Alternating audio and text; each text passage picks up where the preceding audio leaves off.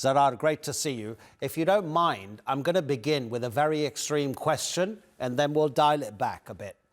If there was a full-blown war between India and Pakistan, would Pakistan be destroyed as a country? If it becomes a nuclear war, then the entire subcontinent is destroyed.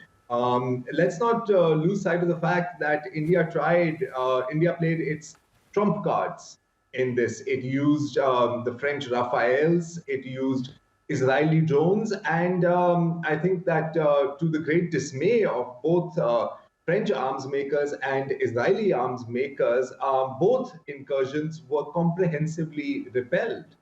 At the moment in Pakistan, there is great calm, great confidence, and cautious optimism that the ceasefire will hold. If it doesn't, we have to see, but obviously it's a little premature for me to speculate on that. I will say that in any conflict between a large power like India, if a large power, militarily powerful, economically far more secure than Pakistan, attacks a small country like Pakistan and achieves anything less then complete and comprehensive victory, then that is a defeat. And it is not just a defeat for India on a tactical level, it is a defeat for India on a strategic level. And I'll expand on this because India likes to think of itself as the Israel of South Asia. They like to think that Pakistan is Palestine. And I think that they have been thoroughly disabused of that notion. Secondly, India, and as we all well know, and as you know perhaps better than I do, has been built up by America, by the West, as a potential bulwark against China. And now you see that they can't even handle little old Pakistan. So really, what kind of an emerging superpower or regional hegemon is that? I think that India has done itself a disservice. I mean, and not just on the tactical level, not just on the strategic level, but on the information level. I mean, I'm sitting here, as you just said, in the southern port city of Karachi. Just 2 days ago, the entirety of Indian media, the entirety of it was running wall to wall, back to back breaking news, quite hysterically, I might add, saying that Karachi airport had been destroyed. They used footage from a air crash in Philadelphia. Then they said that Karachi port had been destroyed. I think over there they were using footage from Ukraine, possibly Gaza. I'm sitting right here and I can tell you that we are as chilled out as we have ever been. There is no doubt in Pakistan that we have managed to repel the unprovoked aggression of a much bigger and much more belligerent neighbor. And yes, I mean, I don't know if that answers your question. To answer your question, yes, well, I mean, if we burn, they'll burn with us. I think that's very clear here. Well, that's what the world was, Zarrar, that's what the world was watching, not being able to understand that almost there would, as a kind of movement towards some kind of mutually assured destruction. Both countries have nuclear weapons. The things are not what they were 40 or 50 years ago. There is also the nature of the warfare that we've seen over the past few days. You mentioned it, about drones, about foreign weaponry as well. But I want to bring you back to where you're saying that Pakistan is calm, that you're all chill.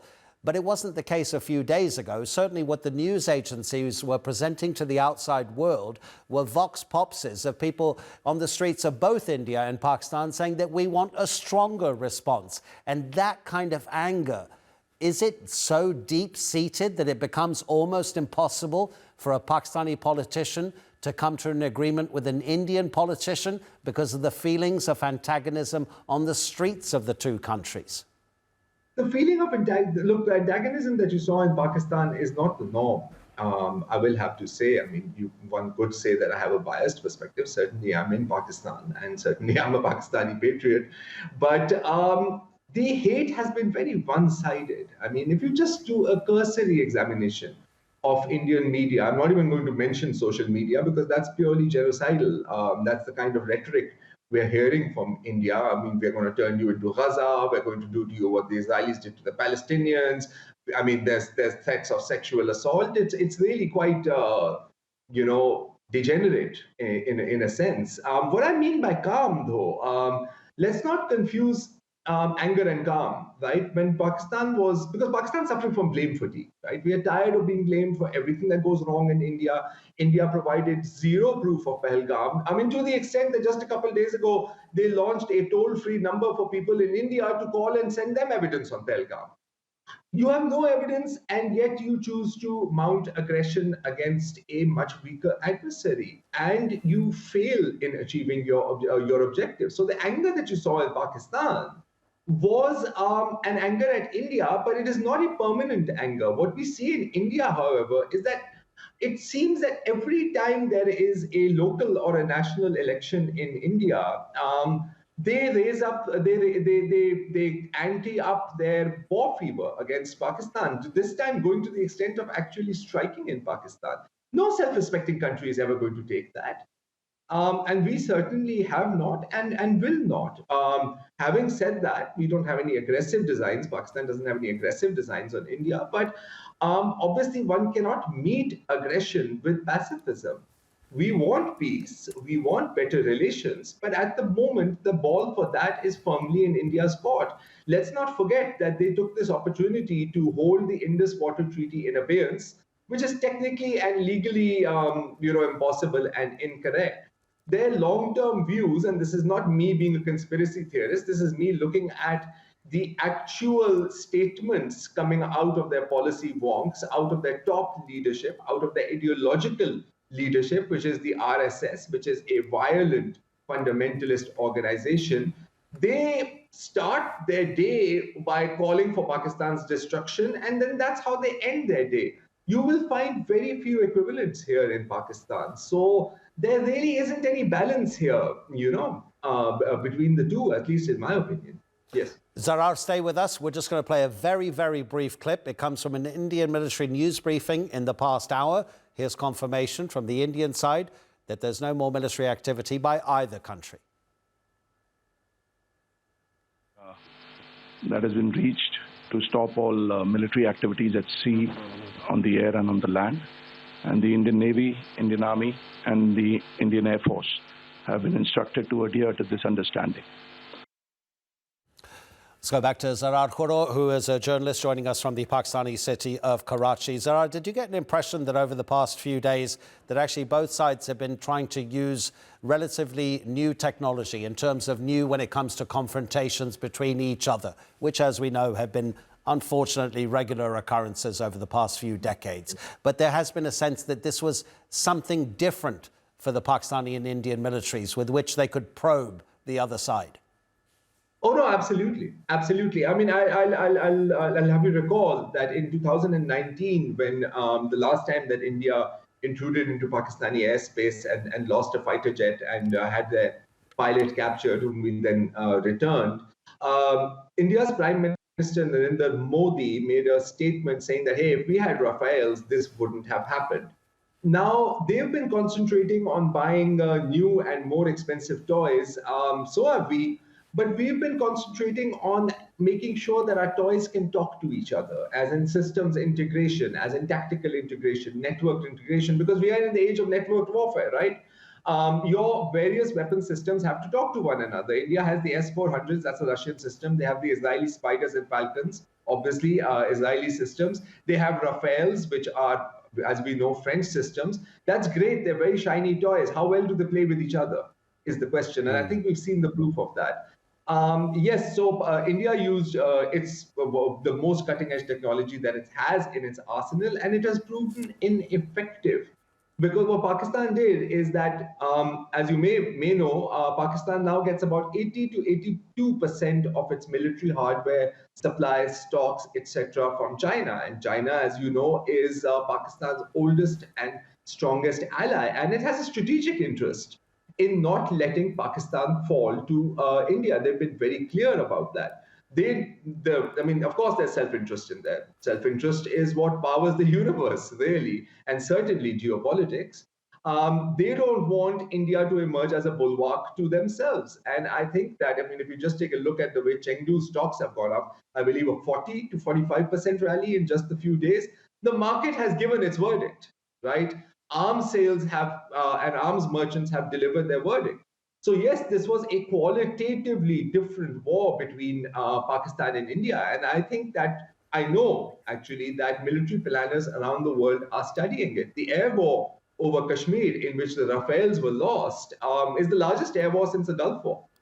And I can bet you all the meager amounts of money that I have because I'm not rich, that American strategic planners may be suffering a degree of buyer's remorse, that we funded India, we provided them all this military largesse and concessions, and we wanted you to take on China, and here you are unable to handle Pakistan.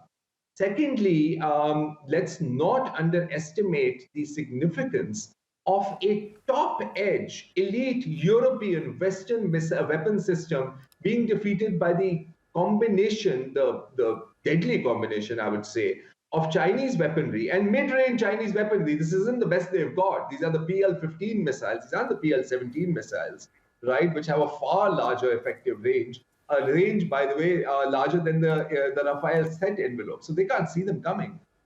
This is with their mid-range weapon married with Pakistani fighter jets. I am certain that US planners are also looking at this as a potential trailer for what may happen if, God forbid, hostilities emerge over Taiwan. So yes, absolutely, I 100% agree with your point. Okay, Zarrar, we're going to move it forward a bit, but really enjoying your analysis. So let's just end this particular moment. We'll come back to you later with this question, because now it's about what happens next. Marco Rubio, the US Secretary of State, says the two countries will send representatives to a neutral territory to talk about a broad range of issues. What are the top two issues that they would need to talk about? That's a tough one. It is a tough one. It is very tough. Yeah, it's a tough one. Look, if I was at the table, and I'm certainly not, and I never will be, the Indus Water Treaty from Pakistan's side would be the major one, because if you cut off a country's water, right? And I mean, so Israeli. The language they use, the kind of propaganda they deploy, it's like a cut rate version, it's like the sort of the counterfeit Israeli version. So they've tried that with us as well. And at the moment, they don't have the capability of storing water beyond 4 to 5 days, but they do have the capability of building long-term infrastructure over there. Now, if that happens, I can guarantee something. That is then an act of war. And then Pakistan will have no choice rather than you slowly starve to death, die of thirst, would be to take out that infrastructure using missiles, which, as we know, aren't really easily stopped, right? I mean, we saw Iran strike on Israel. They saw it coming for 3 hours, and they couldn't stop it. So there's no way that India will be able to stop a Pakistani missile strike. Very difficult for Pakistan to stop an Indian missile strike. So I would say that the Indus Water Treaty is at the top of the agenda. Secondly, much as India has historically tried to de-hyphenate Pakistan and India and said that, Kashmir is our issue, it's not a multilateral issue or even a bilateral issue, they have succeeded in re-internationalizing, if that's a term, the Kashmir issue, to their regret, you see. So, and again, I mean, I can back all of this up. When I say that India right now is being ruled by a fascist, authoritarian, religiously, fundamentally extremist government, that is no exaggeration. That is simply gospel truth. So it's a tough thing. I mean, right now, like I said in the beginning, cautious optimism, right? We're sitting here, we don't want war, but we also know that India's long-term plan is to, dismember, isolate, and otherwise destroy Pakistan. If you take a look simply at this region, you can't, and I'm specifically talking about South Asia, there is not a single country that has good relations with India. There is not a single country that India has not tried to bully. Nepal, Sri Lanka, Bangladesh, Maldives. I mean, Maldives is a chain of islands. I love them. I've been there. It's a beautiful, beautiful place with beautiful, beautiful people. Imagine the level of anger when Maldives decides to stand up to India, right? That just goes and shows how self-defeating India's foreign policy is, because it is an ideologically based foreign policy. It is foreign policy for the sake of domestic consumption, and that is incredibly dangerous, not just for Pakistan, not just for South Asia, but for the entire world. Yeah. Zarrar, thank you very much indeed.